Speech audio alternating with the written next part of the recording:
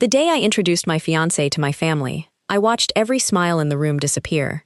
Not because he was rude, not because he was older, not because he wasn't handsome. It was because he rolled into the living room in a wheelchair. I still remember the silence that settled over my parents' house like heavy fog. Every eye shifted from me to him and back again, as if they were waiting for someone to admit it was all some elaborate joke. It wasn't. I reached down and squeezed his hand. "This is my fiancé," I said with a smile. "His name is Declan Mercer." Declan smiled warmly. "It's nice to finally meet all of you." Nobody answered. My younger sister Avery looked him up and down before forcing a laugh. Oh, wow. That single word carried more judgment than an entire speech. My mother recovered first. "Please, come in." She sounded polite. Her eyes weren't. My father stood frozen near the fireplace with his arms folded across his chest. He didn't even pretend to hide his disappointment. As Declan carefully maneuvered his wheelchair farther into the room, I could practically hear everyone thinking the same thing. Why would she throw her life away? Dinner became one long interrogation. My father asked about Declan's work. "I do consulting," Declan answered calmly. "What kind of consulting?" "Business strategy." "For who?" "A few companies." My father frowned. "So, freelance?" "In a way." He nodded politely. "Translation?" He assumed Declan barely made enough money to survive. Avery leaned toward me while everyone was distracted. "Seriously? What? You're actually marrying him?" "Yes. You've known him less than a year." "I know. And he's—" She glanced toward the wheelchair. "Like that." My stomach tightened. "He isn't like that. He's a person." She rolled her eyes. "You know what I mean." "No." I knew exactly what she meant. She believed a wheelchair erased everything else about a person. My older brother, Colton, wasn't any kinder. "So who's going to take care of who?" Declan answered before I could. "We take care of each other." Colton chuckled. "Sure." Every sentence felt like another tiny knife. The only person who remained composed was Declan. He smiled. He thanked my mother for dinner. He complimented the food. He even laughed when someone made an awkward joke. His kindness somehow made everyone else's cruelty look even worse. On the drive home, I apologized. "I'm so sorry." Declan looked out the passenger window. "You don't owe me an apology. They treated you terribly. They're protective." "No." I shook my head. "They're judgmental." He looked at me with those calm gray eyes I'd fallen in love with months earlier. "I've dealt with worse." That answer bothered me more than it comforted me, because nobody should become accustomed to being looked down on. I met Declan almost a year earlier during one of the hardest seasons of my life. I had recently left a toxic relationship. I wasn't looking for love. I was just trying to rebuild my confidence. Every Saturday morning, I volunteered at a community library. One rainy afternoon, I noticed a man struggling to reach a book on the highest shelf. Without thinking, I grabbed it for him. He smiled. "Thank you." His voice was warm, gentle. There wasn't an ounce of self-pity in it. We started talking. Books turned into coffee. Coffee turned into long conversations.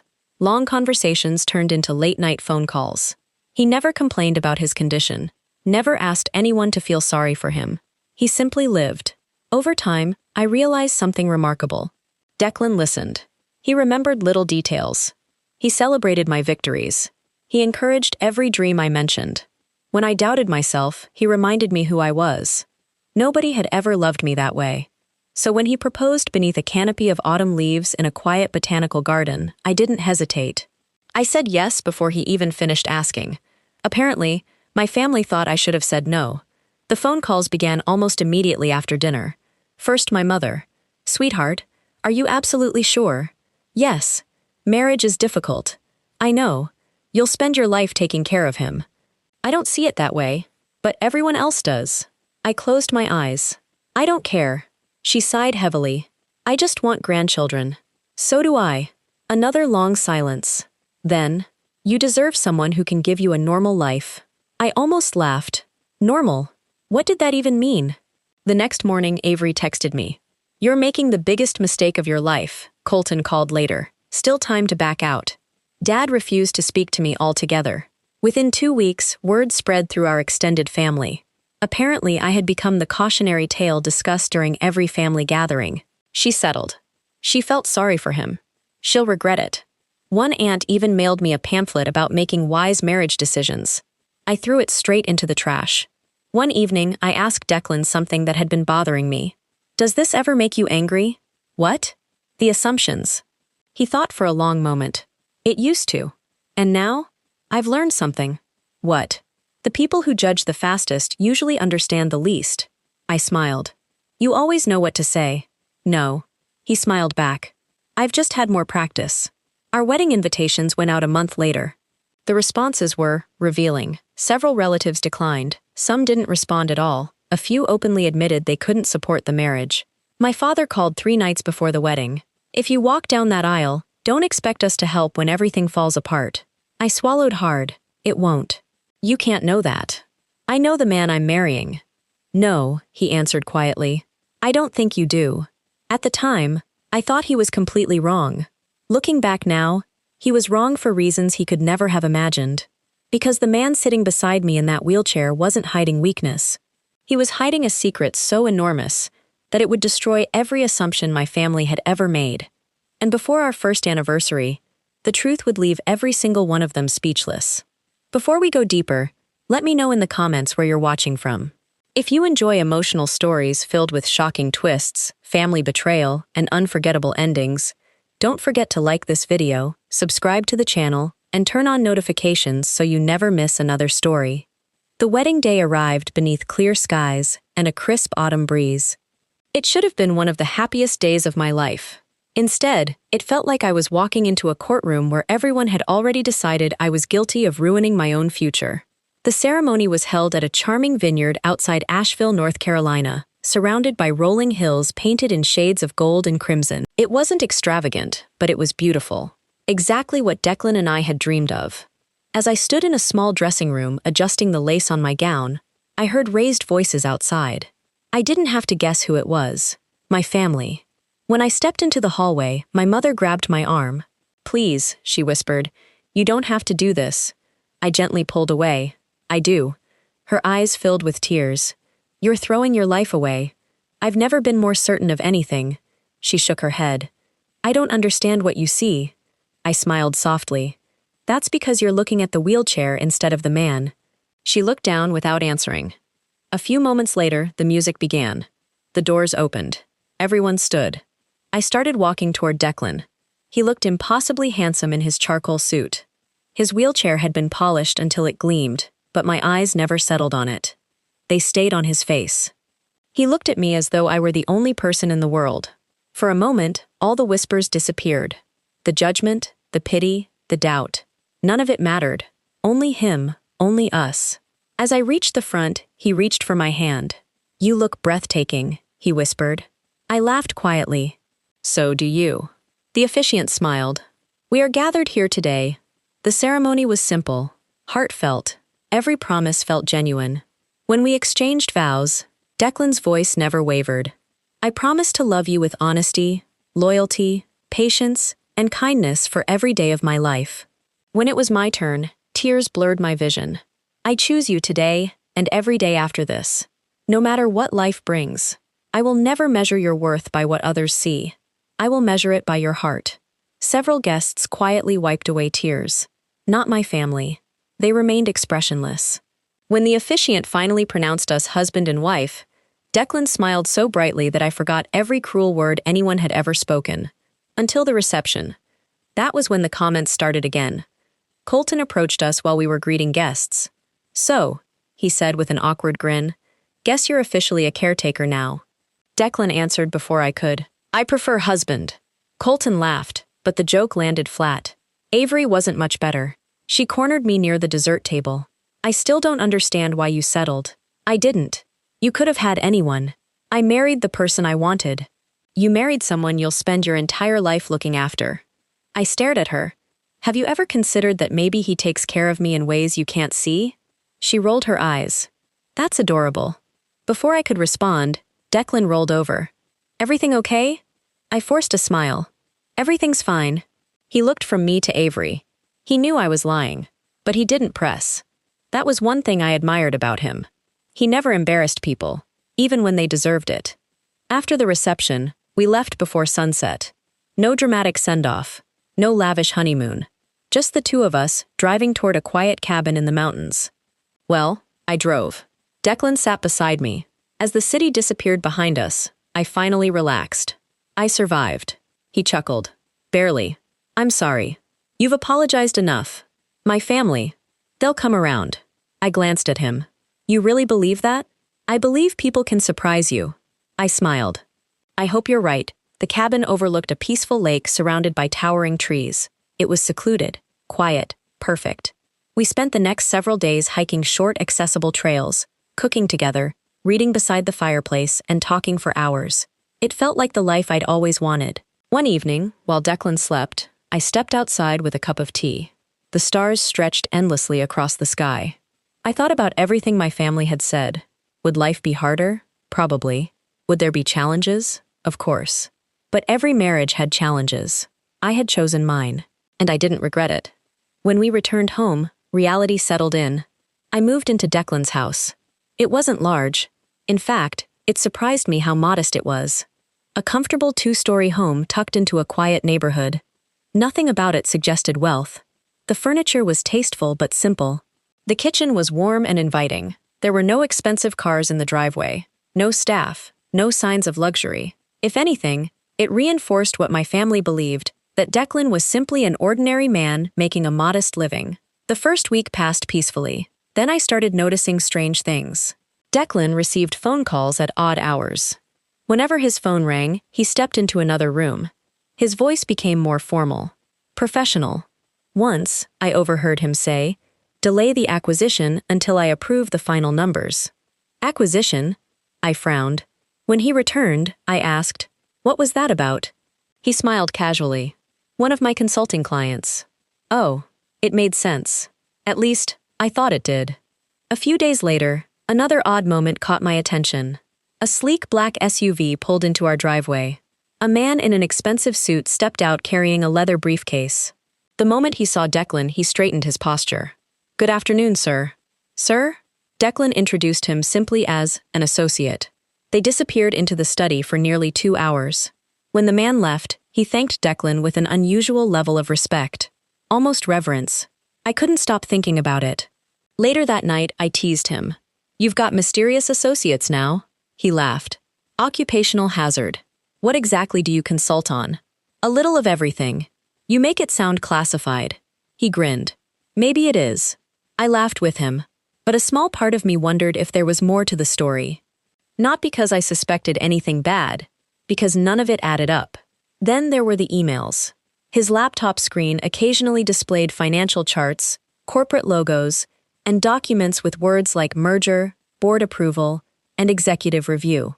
Whenever I walked into the room, he'd close the screen. Not abruptly, just quietly, as though protecting confidential information. One Saturday morning, I found him studying architectural blueprints. Planning to build something?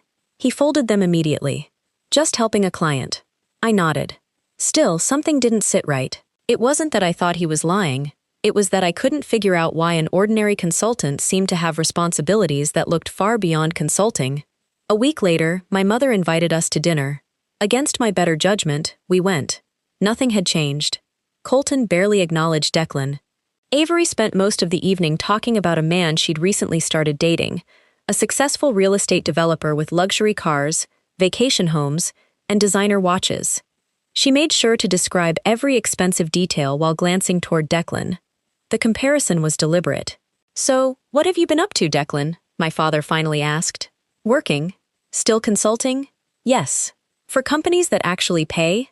The room fell silent. Declan smiled politely. "They pay well enough." My father snorted. "I hope so. Medical expenses aren't exactly cheap." I felt heat rise to my face. "Dad." "What? You think I'm insulting him? Aren't you?" "I'm being realistic." Declan calmly picked up his glass. "I appreciate your concern." That answer only irritated my father more. He wanted an argument. Declan refused to give him one. On the drive home, I slammed the passenger door harder than I intended. "I'm done." Declan looked at me. "Done with what?" "My family. They'll always be your family. Not if they keep treating you like this." He reached across the console and gently took my hand. "One day, they'll know the truth." I looked at him, confused. "The truth about what?" For the first time since we'd met. He hesitated, then he smiled. When the time is right, I'll tell you everything. I had no idea that the secret he was protecting wasn't just about his career, it was about his entire identity. And the moment it came out, my family's cruel laughter would turn into stunned silence. The longer we were married, the more I realized that Declan carried himself unlike anyone I'd ever known. It wasn't arrogance, it was quiet confidence. The kind that didn't need attention because it was already accustomed to being respected. I noticed it in the smallest moments. When waiters accidentally ignored him, he never raised his voice. When strangers spoke to me instead of speaking directly to him, he simply answered their questions himself with a calm smile. When someone stared at his wheelchair a little too long, he acted as though he hadn't noticed. I admired that about him. What I didn't realize was that none of it was accidental. He had spent years learning exactly how people treated someone they believed had nothing to offer. One Monday morning, I was organizing paperwork in my home office when Declan knocked gently on the door. "I'm heading into the city." I looked up. "I thought you worked from home today." "I have an important meeting." "Need me to come?" He smiled. "Not this time. I'll make dinner." "I'd like that." After he left, I cleaned the house, answered emails, and spent the afternoon catching up on freelance design projects. Around lunchtime, my phone buzzed. It was Avery. I almost ignored it. Instead, I answered. "What?" "I just wanted to check on you." That alone made me suspicious. "You've never called just to check on me." She laughed awkwardly. "I was wondering how married life is going." "It's wonderful." "Really?" "Really. So, how's your husband making money these days?" I sighed. "Still consulting." What?" "I heard from Aunt Melissa that he doesn't actually have an office." "So?" "Real consultants usually do." I rubbed my forehead. "You don't know anything about his work." "Neither do you." That sentence lingered after we hung up. "Neither do you." For the first time since we'd met, I admitted something to myself. She was right. I trusted Declan completely. But I actually knew very little about what he did every day. That evening, he returned home looking unusually tired. I kissed his cheek. "Long meeting?" "Very." "Everything okay?" He nodded. "Just complicated decisions." "Clients giving you trouble?" "You could say that." Over dinner, he changed the subject, asking about my day instead. It was something he often did. Whenever the conversation drifted toward his work, he gently redirected it. Not in an obvious way, just enough to keep me from asking too many questions. A week later, another strange incident happened. Declan had forgotten his tablet at home. It rang several times while he was gone. Finally, a message appeared on the screen. "Board meeting rescheduled. Executive attendance required." I frowned. "Executive?" Before I could think much about it, the screen locked. I immediately felt guilty for even reading the notification. When Declan came home, I handed him the tablet. "You forgot this." "Thank you." It kept buzzing. He looked at the screen for a brief second. "I'll take care of it." He didn't explain, and I didn't ask. But curiosity had begun quietly growing inside me. 2 weekends later, we attended a charity gala hosted by a local children's rehabilitation foundation. Declan had donated anonymously every year, though I didn't know how much. He simply said he believed every child deserved opportunities. The ballroom was elegant without feeling extravagant. Doctors, business owners, educators, and community leaders filled the room. As soon as we entered, something unexpected happened. People began approaching Declan. Not casually, respectfully, one after another. "Good evening, Mr. Mercer. It's wonderful to see you again. We're grateful for your continued support." Several even shook his hand with obvious admiration. I leaned closer. "You know a lot of people." He smiled. "I've worked with some of them." That answer felt incomplete. A distinguished older gentleman crossed the room almost immediately after spotting us. His tailored tuxedo fit perfectly, and everyone seemed to recognize him. The moment he reached Declan, he smiled warmly. "I was hoping you'd make it." Declan returned the smile. "I wouldn't miss it." The gentleman looked at me. "You must be his wife." "I am." He extended his hand. "It's a pleasure." Before I could ask who he was, another guest pulled him away. The conversation ended almost as quickly as it began. Later that evening, I noticed something even stranger. The event organizer stepped onto the stage. "We'd like to recognize one anonymous donor whose generosity has helped expand rehabilitation services for hundreds of families." Applause filled the room. The organizer looked toward our table. Declan lowered his eyes slightly. "No. Surely not. The donor has asked to remain private." The audience applauded again. Several people glanced at Declan with appreciative smiles. He simply nodded politely. On the drive home, I couldn't hold my questions any longer. Did you donate? A little. A little? He smiled. I've been fortunate. You've never told me. I didn't do it for recognition. I know. I looked at him carefully. But how fortunate? He kept his eyes on the road ahead. Enough. Again, a simple answer. Never dishonest. Never complete. Life settled into its comfortable rhythm until one rainy Thursday afternoon. I was grocery shopping when I ran into Colton. He smirked as soon as he saw me. So, I already knew this wasn't going to be pleasant. Hi, Colton. Still pretending everything's perfect? I'm not pretending. He leaned against his shopping cart. I heard your husband got picked up by a luxury car downtown. What? My friends saw him. So? I thought he couldn't afford one. Maybe it belonged to a client. Colton laughed. You really believe everything he tells you. I pushed my cart forward. I'm done having this conversation. He followed. I'm serious. I said I'm done. What if he's lying? I stopped walking. If he were lying, I'd rather hear it from him than from someone who has never given him a chance. Colton looked surprised. Then he shrugged. Don't say I didn't warn you. I drove home feeling unsettled. Not because I believed my brother. Because too many little pieces refused to fit together. Luxury vehicles, executive meetings, board notifications, people treating him with extraordinary respect. Anonymous donations. There had to be an explanation. That night I finally asked, Can I ask you something? You always can. Are you hiding anything from me? He became very quiet. Then he looked directly into my eyes. I'm hiding something. My heart sank. But not because I don't trust you. Then why? Because I promised someone. What kind of promise? One that expires soon. I frowned. I don't understand. You will. When? He reached across the table and gently covered my hand with his. Very soon. There was such certainty in his voice that I decided not to push further. If anyone else had said those words, I would have been angry. But Declan had never given me a reason to doubt his character. So I waited. 3 days later, everything changed. It was Saturday morning. We were having breakfast when Declan received a phone call. He answered immediately. The color drained from his face. I'll be there within the hour. He ended the call and looked at me. I need to leave. What happened? There was an emergency. Is someone hurt? No. He hesitated. But something happened that can't wait. I'll come with you. He looked conflicted. For several long seconds, he said nothing. Finally, he nodded. All right, he wheeled toward the front door. Then he stopped, turned toward me, and spoke the sentence that would change my entire life. By the end of today, you'll finally know who I really am. I stood frozen in the hallway, my purse still hanging from my shoulder. Declan's words echoed in my mind. By the end of today, you'll finally know who I really am. I stared at him, waiting for him to smile and tell me he was joking. He didn't. Instead, he calmly picked up his phone and sent a brief message. Within minutes, a black luxury sedan pulled into our driveway. Not the SUV I'd seen before. This one looked even more expensive. A middle-aged woman stepped out wearing a tailored navy suit. The moment she saw Declan, she walked briskly toward him. Good morning, Mr. Mercer. Her voice carried the same unmistakable respect I'd heard from everyone else.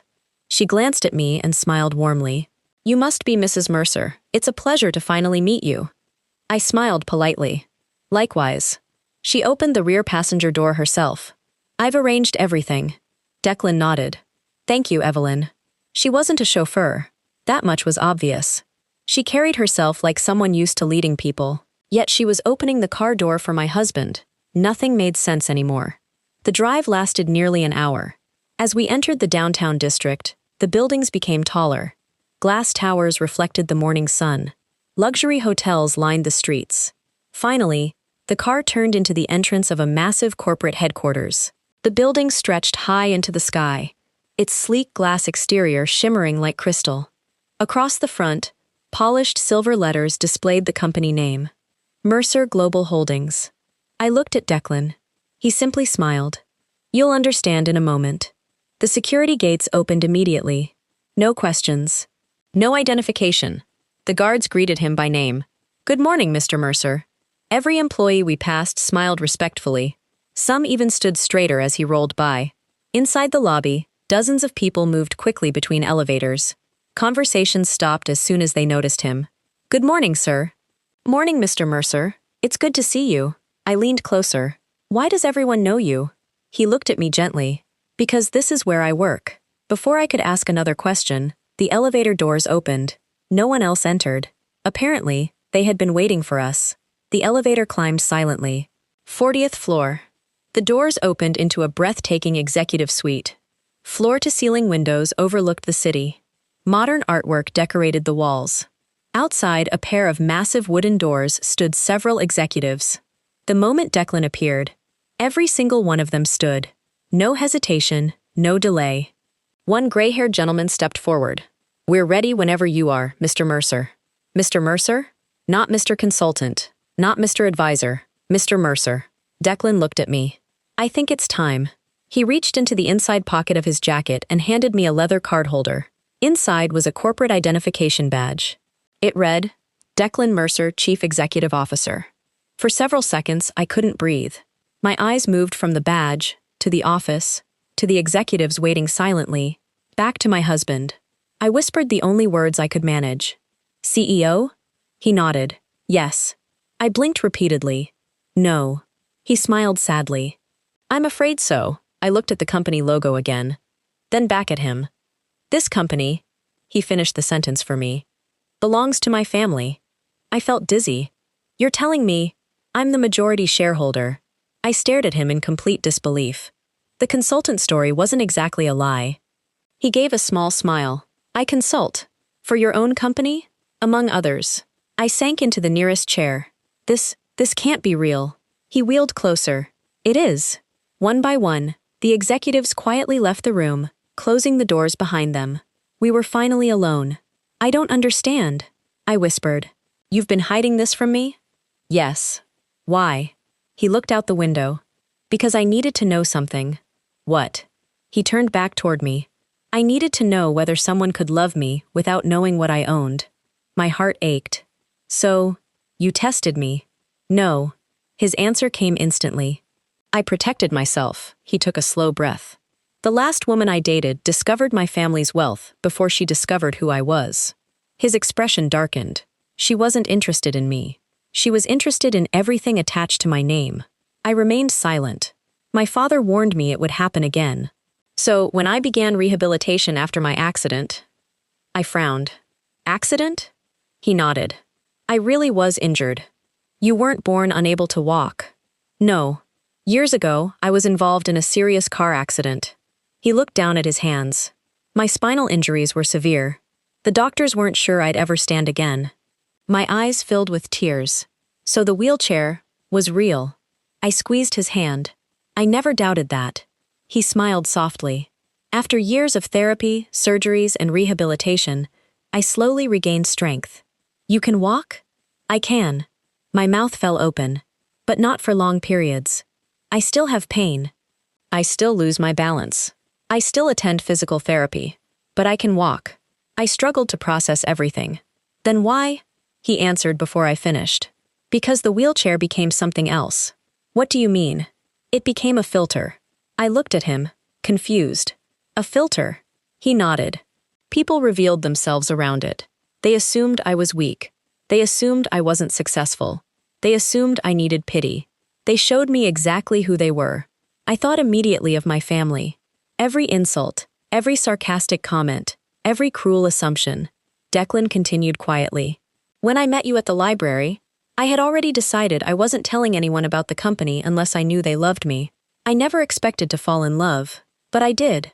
A tear slid down my cheek. "You should have told me." "I wanted to. So many times. But after we became engaged," he looked away. "I became afraid." "Afraid of what?"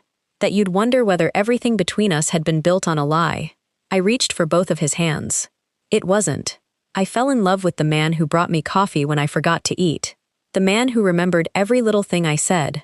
The man who stayed up all night when I had the flu. The man who made me laugh after the worst days of my life. I didn't marry a bank account. I married you." For the first time since entering the building, his eyes filled with tears. "I know," he whispered. "I know." A knock interrupted us. Evelyn stepped inside. "The board is waiting." Declan nodded. I'll be there shortly. She glanced at me. Mrs. Mercer, would you like to observe today's meeting? I looked at Declan. He smiled. I'd like that. We entered the enormous boardroom together. The moment Declan crossed the doorway, every director stood. Not one remained seated. One of them smiled. Congratulations on your marriage, Mr. Mercer. Another added, we've been looking forward to finally meeting your wife. Wait, they already knew about me? Declan leaned closer and whispered, they've known since the day I proposed. I looked around the room in astonishment. Not one person seemed surprised that he was married. They had simply respected his privacy. As the meeting began, I watched a completely different side of my husband emerge. He wasn't quiet because he lacked confidence. He was quiet because he didn't waste words. When he spoke, everyone listened. He analyzed reports without looking at notes. He solved complex problems within minutes. He challenged ideas respectfully. He praised good work, accepted responsibility for mistakes, made difficult decisions without humiliating anyone. The room trusted him completely. Watching him lead filled me with pride. Not because he was wealthy, because he had earned every ounce of their respect. By the time the meeting ended, one thing had become perfectly clear. The man my family had mocked, the man they called a burden, the man they believed had nothing to offer, was one of the most respected business leaders in the country. What none of us knew was that my family was about to discover the truth in the most unforgettable way imaginable. When we left the boardroom that afternoon, I felt as though I had stepped into an entirely different world. Not because of the breathtaking offices, not because of the luxury, because I had finally seen the weight my husband carried every single day without ever bringing it home. As we rode the elevator down, I slipped my hand into his. You've been carrying all of this by yourself. He smiled gently. I never wanted my work to become our marriage. You never even complained. There wasn't much to complain about, I laughed softly. You run a company worth billions, and you say it like you're talking about mowing the lawn. He chuckled. My father used to tell me that titles don't make a person valuable. Character does.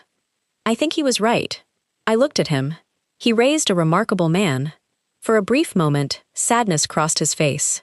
He tried. Over the next few days, I slowly learned pieces of the life Declan had kept private. His family had built Mercer Global Holdings over 3 generations. When his father retired because of health issues, the board expected Declan to take over immediately. Instead, only a few months later, the accident changed everything.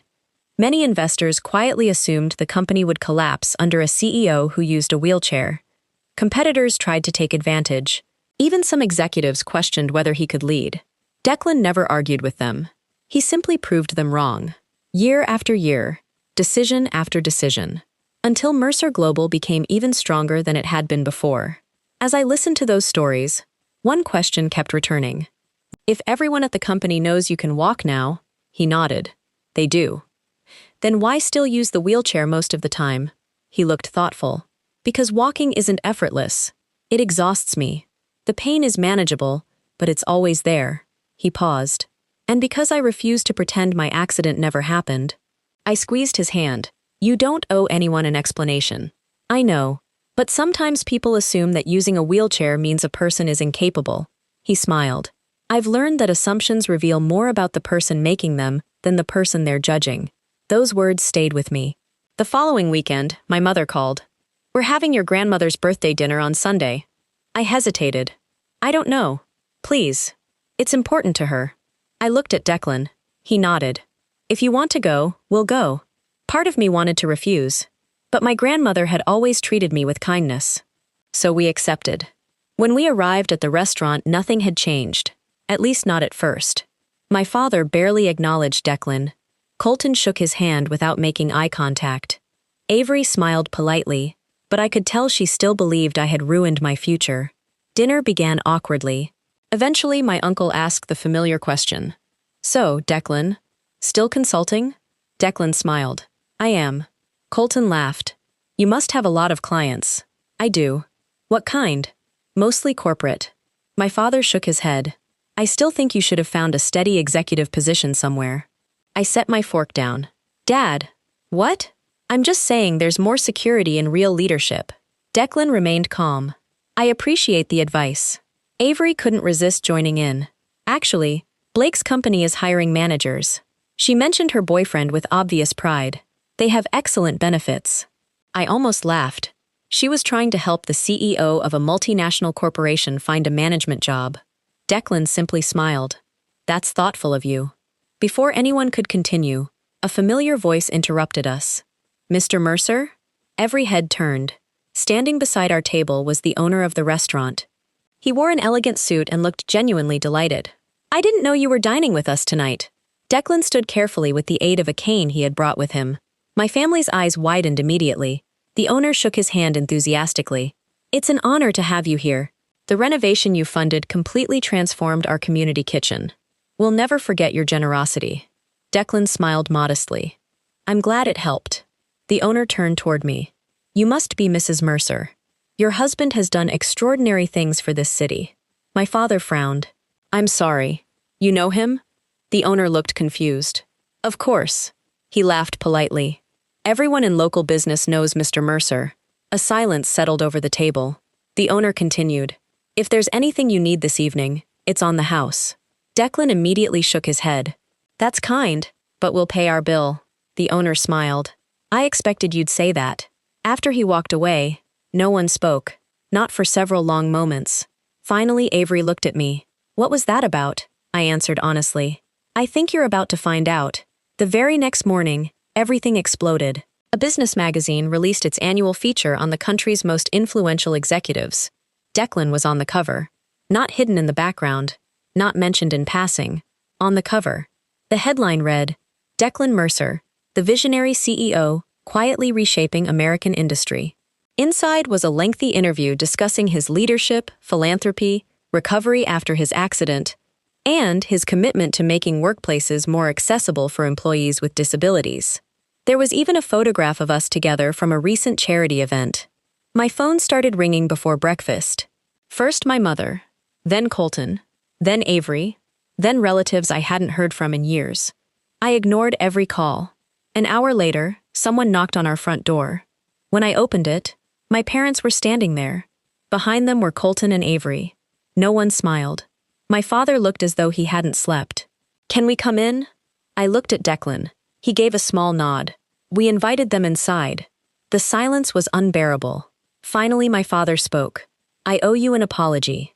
Declan said nothing. I judged you. I assumed things that weren't true. I believed. His voice broke. I believed my daughter was sacrificing her future. Declan answered quietly. You were trying to protect her. I was. But I was wrong. He looked down. I've never been so wrong. Then something happened I never thought I'd see. My father stood, walked over to Declan, and held out his hand. I'm sorry. Declan looked at it for a moment. Then he stood carefully with his cane. Instead of shaking his hand, he hugged him. My father froze in surprise, then slowly returned the embrace. I forgave you long before today, Declan said. My mother's eyes filled with tears. I treated you terribly. You welcomed me into your home, Declan replied gently. You were simply afraid. No, she whispered. I was prejudiced. The honesty in her voice filled the room. Then Avery stepped forward. I have to ask you something. Declan smiled. Go ahead. When did you know? Know what? That we only saw the wheelchair. He looked at her kindly. The day we met, she covered her face with her hands. I'm ashamed of myself. So am I, Colton admitted quietly. I thought strength looked one way. I never imagined it could look like you. Declan smiled. Most people don't. The atmosphere softened for the first time since we'd been married. But there was one more lesson my family had yet to learn. Because Declan had no intention of letting them believe that his wealth was what made him worthy of respect. That conversation would change every one of us forever. A week after my family visited our home, Declan surprised me with an invitation. We're having dinner on Friday. With who? I asked. Your family. I blinked. You want to invite them here? I do. After everything they said to you. He smiled as he poured 2 cups of coffee. People deserve the chance to become better. I studied his face. I don't know how you forgive so easily. He chuckled. It wasn't easy. I simply decided that carrying bitterness would only make my journey heavier. That was Declan. He never held grudges. He held people accountable, but he never let resentment define him. Friday evening arrived. My parents, Avery, Colton, my grandmother, and a few close relatives came to our home. This time, no one walked in with judgment. They walked in with humility. The atmosphere felt completely different. There were no awkward stares, no whispered comments, no pity, just quiet conversation. After dinner, my father cleared his throat. "I've been thinking about something." Declan looked at him. "What is it?" "I owe everyone here the truth." The room became silent. He looked at me first. "When you told us you were marrying Declan, I thought I'd failed as a father." My heart tightened. "I believed you were giving up your future." He turned toward Declan. "And I measured your worth by what I could see." His voice cracked. "I saw a wheelchair. I never bothered to see the man sitting in it." No one interrupted him. "I kept asking whether you could provide for my daughter. I never asked whether you would love her." He looked at me again. I was focused on the wrong things. Tears rolled down my mother's cheeks. I was too. Avery quietly wiped her eyes. "I judged you before I even knew your favorite color." Colton let out a long breath. "I called you weak. I've never met anyone stronger." The room fell silent again. Then Declan stood. This time, he used his cane instead of the wheelchair. He looked around the room before speaking. "I appreciate every apology, but I need all of you to understand something." Everyone listened carefully. "If you only respect me because you discovered I'm wealthy, then you've learned nothing." No one moved. If Mercer Global disappeared tomorrow, if every dollar vanished, if I had to start over with nothing, I would still be the same husband, the same man, the same person. His voice remained calm. "My bank account didn't create my character. It simply made people assume I had value." He looked directly at Avery.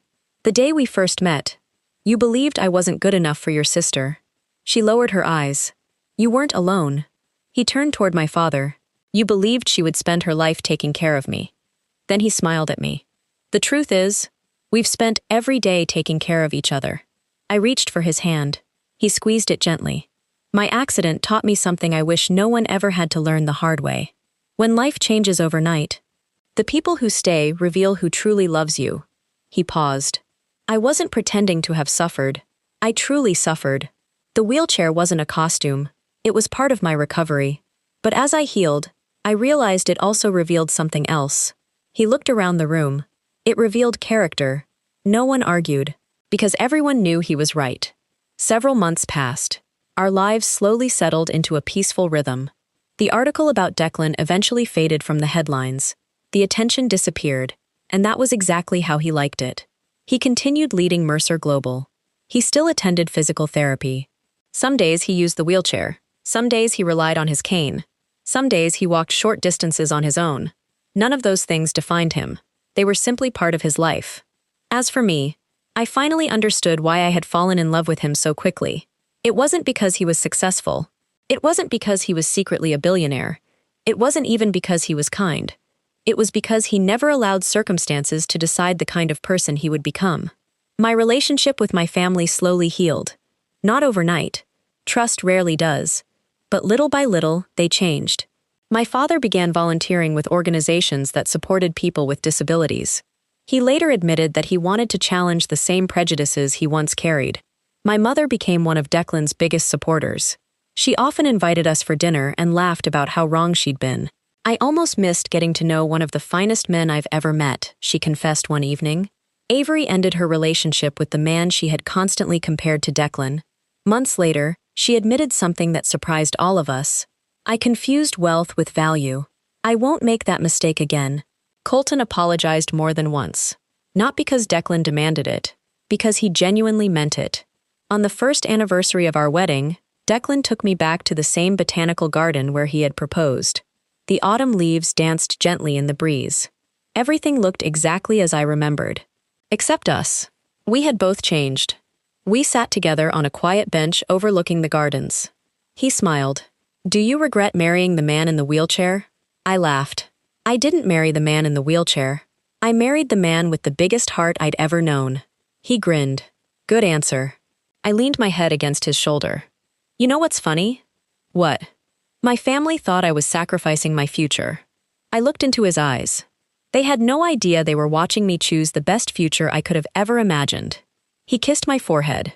"And I'd choose you again." "So would I, every single time." Looking back now, I realize something that changed my life forever. People will always judge what they can see. Some will measure your worth by your appearance, others by your job, your health, your past, or the balance in your bank account. But none of those things tell the real story. Character does. Kindness does. Loyalty does. Love does. The greatest lesson my husband ever taught me wasn't how to build a successful life. It was how to recognize the people who truly deserve a place in it. And if my story proves anything, it's that the richest person in the room isn't always the one with the most money. Sometimes, it's the one with the strongest heart. If this story touched your heart, let us know in the comments what lesson stayed with you the most. Have you ever been judged unfairly or witnessed someone being underestimated because of appearances? We'd love to read your story.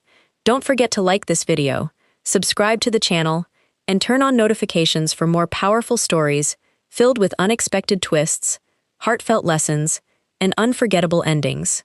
Until next time, thank you for watching.